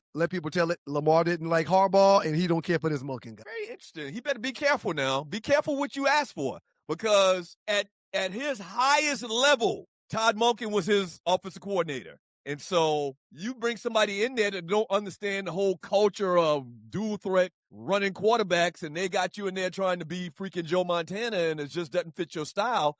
Mm-hmm. That could hurt you. Yeah, that could really hurt you. Yep, I agree. He's getting $185 million off this contract, guaranteed alone. He's gonna be all right. Oh yeah, he absolutely is gonna be all right. Gonna be all right. Saying he's not gonna be all right. And he's one of the dudes that I really like, because he's gone back allegedly and bought up his block down there in Florida, making everybody's life on his block better. What do we have here? Breaking news sounder. That's the breaking news sounder? Just came out that Monken is following Harbaugh to New York. So evidently, Harbaugh is done. The deal for Harbaugh and the New York Giants is a done deal. And then Todd Monken is going to follow him as well to be the offensive coordinator. So they're going to have to find a whole new OC and new head coach in Baltimore. I mentioned Harbaugh going to New York earlier in the show and in the show meeting, and I'm sure that Lamar is elated that Monken is out. But Harbaugh taking Monken with him shows his respect and admiration for him when it comes to him being his offensive coordinator. Like, he was highly heralded. I mean, they always talk about him being this offensive genius, this offensive mastermind. And once again, why would Lamar not want to be coached by Todd Monken based on what he did last year? And remember, last year, Lamar, his numbers were down running wise, but he threw for like 40 touchdowns and 3 interceptions. I'll look up the numbers in a second. Threw for an unbelievable mark last year in passing the football. I am convinced that he was injured all season and played through it for his team. This year. I'm convinced. This year. This past year. Absolutely. I'm convinced he was injured, doing the best that he could out there. But his haters didn't want to hear that. No. They had a little window open where they could come in and attack the guy and just totally ignore the fact that he's been limping around and injured the entire year, just so they could push their agenda that he's not that good of a quarterback. Yeah. This man is going to be at this rate, he's going down to be one of the best quarterbacks to ever play the game. And I'm talking top 5. How many guys can you name? How many quarterbacks have won 3 MVPs outside of Peyton Manning and Brett Favre? Maybe there's not a lot of guys that have won 3. Well, he only won 2, but he should have won 3. 2, right? Only won 2. Should have won 3 MVPs. Should have won it last year. How many quarterbacks got 2 MVPs on their record? Not many. How many quarterbacks got stats where they threw for a gazillion touchdowns and very, very few interceptions, which I'm pulling up right now? And ran for a gazillion yards. and ran for a gazillion yards. Not many. Not many. Yeah. Absolutely not many. I'm very excited to see who the Steelers end up hiring and who the Ravens end up hiring. I'm really intrigued and can't wait to see what the Steelers decide to do when it comes to getting their next coach. Hey, man, last year in the 2024 season, Lamar Jackson I'm not sure if this is all touchdowns. So he's got 41 touchdowns and 4 interceptions last year.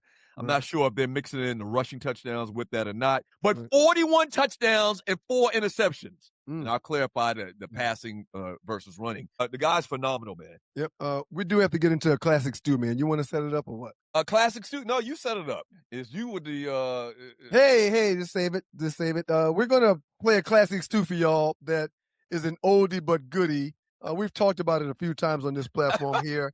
We think you will enjoy it. So you were dealing with something. Yeah, just I can keep it real now. I can tell you a couple stories. It's old news. I mean, we all go through it. My boys told me to go to the clinic, man. I was like, man, all right, I'll go. I don't know what I'm dealing with.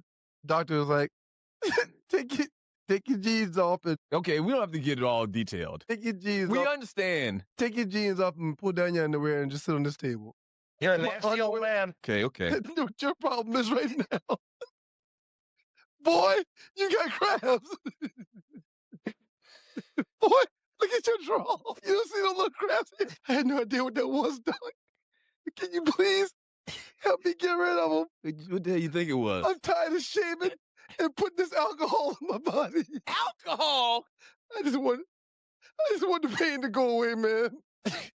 And usually when you get some kind of cut, hey man, look here. Or something's bothering you. You don't go with alcohol in that area. First of all, well, I did. And second of all, okay, let's just move on. Boy, you got Sporting News Radio 2 Live Stews. You got so much crabs in your drawers. You should go to Red Lobster and sell them. That's not even funny. But I was young, man. That's not even funny. I was young. That's not even funny. I don't know how we got to this. Let's move on. Please. Hey, Michael Peters. But don't y'all act like y'all hadn't dealt with this kind of stuff. Nah, I never had the crabs in my life. But you dealt with that Q-tip that looked like a big old matchstick. Yeah, but everybody. Right. Don't tell me I'm not the only one. Don't start calling me nasty. What kind of nasty, fat nasties was you dealing with to get crabs? Who gets crabs? Chick named Bertha. I never. Bertha? Yeah. That sounds like crabs. Yep. I agree. How many people named Bertha? That's back when I didn't get it regularly, so I took advantage of it. For the record, not one of my proudest moments, but that's one thing about us on this show and on this platform. We're going to be 100% transparent and honest with you. Shouts out to Brother McDowell for the classic stews. That was probably, 2005, something like that? Long time ago. Cat was walking around infested with crabs. Triple platinum bat night. The question is, was it worth it? Absolutely. Bertha was a good-sized woman, and yes, the juice was worth the squeeze. No, it's the other way around. The squeeze was it's not the other way around. Yeah. How you walk around with crustaceans in your drawers, man? I still don't. And a bunch of them too. I was just ignoring the fact that they were down there. I figured if you stick your head in the sand, you feel like people can't see you. I just stuck my head in the sand like, okay, this is going to go away. Rel Scott, give Ryan some Old Bay seasoning. Rel, you make me sick. When we get back, we got a last 48. But before we get into a last 48, I want to clear something up from a segment ago. Rumney Street. He said you must have been dealing with somebody off a certain street. In Charleston, South Carolina, the street where the whole stroll is Romney Street. Everybody from the low country know about Romney Street. Boy, it's real difficult to do. What's that street? What's that street in Columbia where they hang out at? Somebody will put it in the chat. When we get back from the break, I want to clean something up before we get into the last 48. And no, I'm not talking about cleaning things up from the big. Hey, yo, Bird, just make your paper any way you choose. But understand the rules. If you get caught, you lose. You can move a stone. You can move a key. You can move a pound or two. You can move some speed. You can move some axe. You can move some shroom tea. You can move anything you get your hands on. Jesus. You can move some Hario. Oh, here we go. Oh, there they go. Oh, here we go. The boys, the 2 Live Stews, Doug Story, Ryan Story to make up of those stews, and this is your 2 Live Stews experience. Good morning, y'all. Thank y'all for joining us. Shouts out to everybody at WGPR Hot 107.5 FM HD2. We appreciate y'all choosing to be with us. We said it countless times, and there's always going to be a handful of Debbie Downers that say, see this, see that, see that. We were not overlooking the seriousness of the situation with Babyface. We were not doing that. That's not what we were doing. Oh, not Babyface. Say the name. Say it. L.A. Reid. L.A. Reid, sorry. Reid and Drew Dixon. Right. Yeah, we were not overlooking the seriousness of the L.A. Reid situation. We were not making light of Drew Dixon's horror that she dealt with. And what we were laughing about was the fact that Doug didn't know what the digits were. That's what we were laughing about. But that situation is nothing that we would ever belittle or overlook. I'm a proud dad of a princess. Doug's got 3 of them, and we're ready to ride and die for them girls 24 hours a day, 7 days a week. So no, we were not making light of Drew Dixon's situation that she dealt with. We just got sidetracked when Doug misunderstood digits, thinking it was a cell phone because it's a digital cell phone versus fingers and toes. That's all it was. Why you give this big explanation? Somebody got an issue with what we... On my heart, I felt like saying it. That's all. I don't think it was that serious, man. Well, you don't think it, but you get to think whatever you want, and so do I. I wanted to come and say, I wanted to make sure that people understood that we were not making light of that situation. Okay. All right.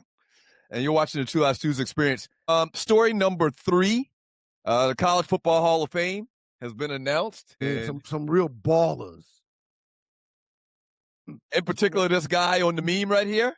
Congratulations to FSU legend Peter Warrick on being named to the College Football Hall of Fame. Yeah. Here's my question. Would you have guessed Peter Warrick wasn't in the College Football Hall of Fame? Would you have known that? Or did you know that? I did not know that. And my question is, why does it take guys so long to get into the College Football Hall of Fame? Peter played 2 decades ago. Yeah. Maybe longer than 2 decades ago. Maybe 30 years ago he was in FSU. That's my question. But he was hands down one of the best receivers and return men in the history of college football. It didn't work out for him in the NFL like I thought it would, but he was a phenomenal player in college football. I'm talking to the Greenhorns right now. Go back and watch Peter Warrick his last 2 years at Florida State. Unstoppable. Yeah. Well deserved. There's got to be some type of politics behind that. Maybe there's a longer wait period. You know, in the NFL is 5 years. And I guess I should have looked this up. I'm sorry. All right. Maybe there's a longer wait period for... You're mute, Douglas. You're mute. Your mic is muted, Doug. And I'm sorry I missed that because I wasn't looking at the screen. Okay, there you go. You're back now. Say all of that you just said. Say it one more time. What I was going to say is, if you ask the average college football fan, 100 college football fans, do you think Peter Warrick, FSU standout, great, baller, was in the Hall of Fame? I promise you 99 out of 100 people would have said, hell yeah, Peter Warrick is in the College Football Hall of Fame. But he's not until now. Joining Peter Warrick in the Hall of Fame is another guy I would have never guessed wasn't in the College Football Hall of Fame. Okay, a college football player must wait at least 10 years after their final college game to be eligible for induction into the College Football Hall of Fame. Still don't make sense. It doesn't. You said it. Peter Warrick hadn't played at Florida State in at least 20 years. Yeah. So another guy who I think actually is even older than Peter Warrick also getting inducted is Kajana Carter, running back from Penn State. Would you have thought Kajana Carter was in the... No, I wouldn't have. So you got Peter Warrick, Kajana Carter, Mark Ingram, who just played maybe a decade or so. So Mark Ingram gets in a shorter time period than Peter Warrick and Kajana Carter. Then you got Donkey Kong Sue and Ndamukong Suh, a dominant defensive tackle for the Nebraska Cornhuskers, one of the dirtiest players in football history. You remember him in the NFL? Very dirty. Peter Warrick played college football at Florida State from 95 to 99. So his last season in college was 99, 2000. So you're talking 27 years ago. 26 years. And then now you have also added to or elected to the College Football Hall of Fame is Aaron Donald, which Aaron Donald is much younger than these guys we're talking about too, but he gets it already. That's true. Then you got the great, oh boy, I always say this, man, behind OJ, and I don't remember OJ at USC, so I shouldn't say that. Garrison Hurst makes the College Football Hall of Fame. The Patriots running back fly. one of the top 2 or 3 prettiest running backs that I ever can remember, and I'm a running back connoisseur. Garrison Hurst at number 5 at the University of Georgia turning in the corner was absolute poetry in motion. CTE is real, and I deal with it. It's real. But when I hear Garrison Hurst and think NFL, the Bengals is not what I think. I think 49ers, even though I know he played on multiple teams, but I don't remember the Garrison Hurst of the Bengals. I remember the Garrison Hurst. I don't think he played for the Bengals. Well, that's what okay. Well, that's what it said on these notes that were sent. Okay. Yeah, he's a 49er. Well, maybe he did play for the Bengals. You know, a lot of times they'll play for another team, just like what's going on right now with Aaron Rodgers. So maybe he did play for the Bengals. Maybe I just don't remember. But this is college. This is the College Football Hall of Fame. One of the best running backs in Georgia history, obviously. And then Terrence Newman, former Bengals defensive back. I can't really remember him, but all of those other guys were just phenomenal college football players. Long overdue for some of them. I just don't get it. Garrison Hurst, 93 to 94 was with the Cardinals. 95 to I remember him with the was with the 49ers. Uh-huh. And his final year was with the Denver Broncos in 04. So no Bengals for Garrison Hurst. Yeah. So that's a great class, though. Yeah, it's a really good class. Mark All Ingram, ballers. we didn't talk a lot about him, but Mark Ingram was very good at Alabama. Kijana Carter, obviously. Peter Ward, obviously. And Ndamukong Suh, dominant. Aaron Donald might be the all-time greatest defensive tackle or nose tackle of all time. And then Garrison Hurst. Pull up a picture of Garrison Hurst in that number 5 jersey at the University of Georgia. He was a beast. A beast. Yeah, he ran all over us, caught the ball all over us, ran all over us. You weren't there at the same time with Garrison Hurst, were you? I think my first year was Garrison's last year in college football. Yeah. He had a daughter that ran track during the same time Kara did. And I used to see him at different track meets all the time. Dude is like a muscle, like one big muscle. Big ass calves and whatnot. You got like them donkey calves, man. Shouts out to those guys. Congratulations. Well overdue for a lot of y'all. Yeah. A lot of y'all. No question. 1992 was Garrison Hurst's last season at Georgia, which was one of my first seasons. My first year in Atlanta was the 91-92 season. So that was Garrison's last year. He went to the 93 draft. He ate us alive his senior season or his last season. Not sure if he left early. He ate us alive. We couldn't do anything with him. Ooh, he was an animal. He was a beast. He also played in high school. Oh, this is crazy. So I'm a little bit older, sounds like, than you guys. Talking about my first year in college, one of my teammates, and you remember him, Tony Lomax. Remember Lomax? Lomax. Yes, Lomax played against Garrison Hurst in high school, and he was telling me about this guy, Garrison Hurst, like ran for like 400 yards against him. Like Garrison Hurst played like not 4A, 5A, like I think he played like 3A or something like that. He said Garrison Hurst had like 400 yards on him. This guy, Garrison Hurst, at a little school on the border of Georgia and South Carolina, but shouts out to him, man. One of my favorite running backs of all time. All right, last 48, the biggest memes in the 2 Live Stews Facebook chat group. Shouts out to you in Detroit, WGPR, 107.5 FM, HD2 in the D. We appreciate y'all. Yes, sir. Pretty good. It's another pretty good last 40. I really enjoyed this segment for the record. I really enjoyed the last 48. Absolutely. Let's get it, Tree. Jacksonville reporter Lynn Jones reacts to backlash from media members.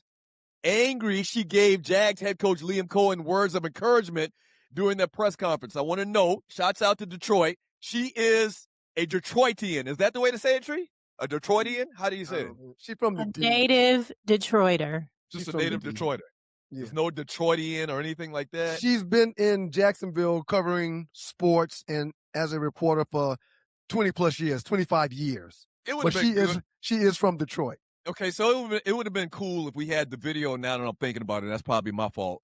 Yeah. But to make a long story short, she's a reporter at the post-game press conference when the Jaguars lose. Who did Jaguars lose to in the first round? They just lost to the Rams. No, the Buffalo. Buffalo. Right, Buffalo. Can't be the Rams. That's an NFC team. So she's in the press conference. She's a reporter. The Jags. Right. The Jags and Buffalo. Sorry. Go ahead. I'm listening. She's in the press conference, the post-game press conference, with the media, asking questions. In effect, she just throws a bunch of bouquets at head coach Liam Cohen saying it was a great year. You guys did phenomenal. Remember now, they're in Jacksonville. They're not used to winning. Right. So she just goes on this big tirade. She doesn't really ask any questions. She's emotional. She sounds like a fan. Right. Go ahead. I'm just gonna keep it 100 here. I heard the entire interview, the entire exchange. I had no problems with it, but I do understand how the Nordics could look at that in a negative way. It's even deeper than that. Yeah. So there's this unwritten rule that I learned the hard way in the industry, in media. Yes. That when you are a sports reporter and you're in the press box, you're at the post-game press conference, you can't openly cheer for the team. You can't be a fan. You can't be a fan. You have to be objective to the game or the people that you're covering. You can't let the world know that you side with this entity. But it's a little bit deeper for her because she's from there. She's living in this place forever. She's watched a bunch of Jacksonville Jaguars, and maybe she doesn't care about that whole unwritten rule thing. Well, she's been in the business a long time, and what they're saying is she should know better. Jacksonville. Well, whatever. I'm going to be happy. Team. I'm going to give this guy a lot of credit. I'm going to give him a lot of kudos. We've been bad for a long time. Damn what y'all say. And that's why I kind of excuse it if it was wrong, because Jacksonville hadn't done anything. They hadn't accomplished anything. And in 1 year, this guy takes you to the playoffs, and Really y'all were expected to win. They could have won. If they take the damn field goal in the first quarter, right, instead of going for it on 4th and 3, they probably win that game. But right. I get her saying, "Hey, Coach Coleman, good job by you this season." I went in the press box, and I got a story to tell associated with this. The very first time I went in the press box to a Falcons game, we had credentials for 15 years. The very first time I went into the press box for a Falcons game, I can't remember what happened or the play or anything like that, but in the middle, the press box is quiet, okay? No one briefed me and said, you're not supposed to do this, you're not supposed to do this in the press box. I'm in the press box, the Falcons score a touchdown, something happened real big, and I jump out of my screen, yeah! You could hear a pin drop. I turned around, everybody's looking at me. Everybody's looking at me. Right. And I'm like, I still didn't get it. And you remember this guy, newspaper guy, young black guy, he was probably 25 at the time. He had just graduated from college. It broke up. Everybody turned away from me. And I'm sitting there and I'm watching the game. He walks up and he's like, brother, you're not supposed to cheer in the press box. This guy's way younger than me. I was like, I didn't know. That was the one and only time I ever went to the press box. From then on, we were tailgating. With the tailgates, we had TVs because I just didn't like that shit. I'll watch the game outside. I'll watch the game outside, stay here with y'all. I'm going to sit up in here and control my emotions. Yeah. Damn the press box. Yeah. And several messages Tree has posted on the screen. I wanted to read all 10 of them. Okay. Yeah, man, it was a big to-do. And I think you were cheering on something that Mike Vick did also. Probably, and that's another part of it. They didn't like that ninja. Yes, they didn't like him even before the dog thing. Yeah, I totally understand. Shouts out to her, man. I get it. That's the one I wanted to read. Another part of the problem was she owns and runs her own platform. That's probably part of the problem that they have with her. Right. She ain't there for CBS, NBC. She's not there for Fox or ESPN. She's there for her stuff. Or the local newspaper. Right. So they're always trying to criticize somebody trying to circumvent the system. Right. In effect, a podcast. That's right. A streaming show like we're doing right now. Yeah. They want to kind of put us as second-class citizens in the world of media. Like if you don't work for the newspaper, if you don't work for the Atlanta Journal-Constitution. Right. You have no validity. Or this newspaper, or if you're not on CBS or NBC or ABC, they kind of try to put you as a second-class citizen in the industry. No damn that. Shouts out to her, man. I don't give a damn what the folks got to say. Yeah. But keep your press pass. Make sure you keep your press pass. I never used it. I never used the press pass. I use the press pass more for Hawks games. Right. I probably use the press pass for Hawks games, and for the Hawks games, it's not in an actual press box. They have an area behind the goal where they have like 7 or 8 rows just specifically for media. You know, back when we had a press pass, I never used it for the Falcons except for that one time, and I used it more so for the Atlanta Hawks. Speaking of Hawks and Falcons, Bijan Robinson passed Christian McCaffrey this season with 5,605 career scrimmage yards. Ball award to him. Well, that's a reason for it. Go ahead. Sorry, the most scrimmage yards by a player under the age of 24 in NFL history. That's a great reason for a coach to want this job. That young man right there. Absolutely. If you're listening to the show like at WGPR in Detroit, go back and watch the replay of the live show, the video show, so you can see what we're talking about. But yeah, Bijan Robinson, man, is worth taking this job in Atlanta. Can we get one more in before we go pay these bills? Nope. Tree says no. So we got some more coming back. We got more Mary J. Blige coming up. I got a very interesting number 4 trending topic that we're going to get Arlie and Tree involved in. Your thoughts on this right here, sir? Kyle Pitts got a second team All-Pro vote. From one game? Not All-Pro vote, All-Pro recognition. Second team All-Pro recognition. For one game? He had a good season. Man, Kyle Pitts has been a disappointment since he's been here, except for that first season. But since then, and a lot of it's not his fault. He hadn't had a consistent connection with the quarterback. But I'm not going to applaud Kyle Pitts making second team nothing, man. Shouts out to you, WGPR. We appreciate you. Hot 107.5 FM HD2 in Detroit. Catch the remainder of the last 48 online on the Sports Rap app, Sports Rap Network app, or on YouTube. We appreciate y'all for being here. We'll see you on Monday. Y'all have a good weekend. Up next, we'll finish the last 48 and get to the super chat and the regular chat. Thank y'all for being here. We appreciate you. Don't go away.